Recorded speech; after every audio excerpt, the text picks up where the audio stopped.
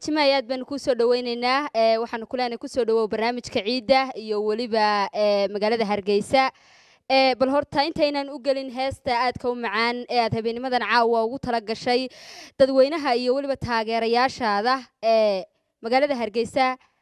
ma markii ugu horeysay aad timaadaba mise marar hore ayaa timi may anigu Hargeysa qariib ku baahitay walaa Hargeysa waa markii 12aad imaado laakiin taa waa markii ugu horeysay xagga fanka aan maalintii ugu horeysay soo fadhiistan ka heesay noqotay magaalada Hargeysa waxaad noo sheegtay inaad marar badan ku soo noqnoqotay magaalada Hargeysa maxaad ku jeclaatay baa la oran karaa mise maxaa ku soo jiitay waa magaaladaydii oo waxaasan ku jeclaado ma dhigro laakiin meesha dhiicaankayga dhiigayga aad baad mahadsan tahay heesta habeennimadan caawa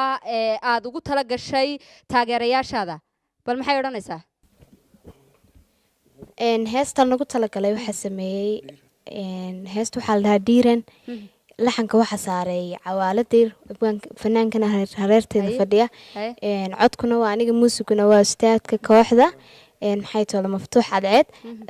ereyadana waxa sameeyay Cabdi Ismaaciil Biso oo ana waxaad leedahay markaa bal la soo eega dhinaca muusiga Soomaa mise yar baad nala gaari may hadda waxaan leeyahay muusiga ila soo eega aad baad mahadsantahay waan idin kala baxaya dadweynaha iyo waliba heesta aadka u macaan iyo fanaanada aadka u daada yar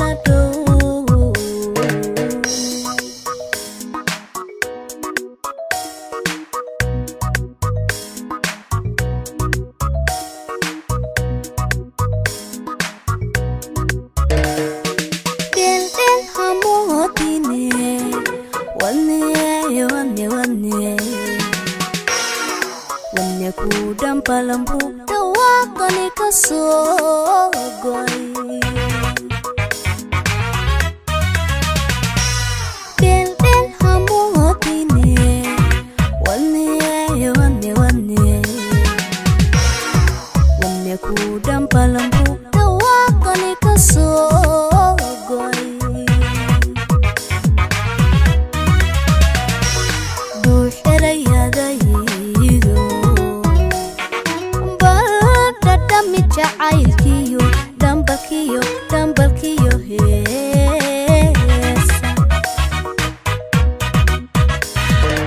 ruux erayadaydo bal dhadhami jacaylkiyo dhambalkiyo heesa amba kuguma dhaafin adoo dhaawac weyn qaba macan kuguma dhaafin adoo dhaawac weyn qaba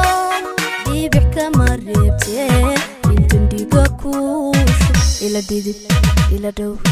ila dhidib kalgacaylka ila dhow ila dhow ila dhidib kalgacaylka ila dhow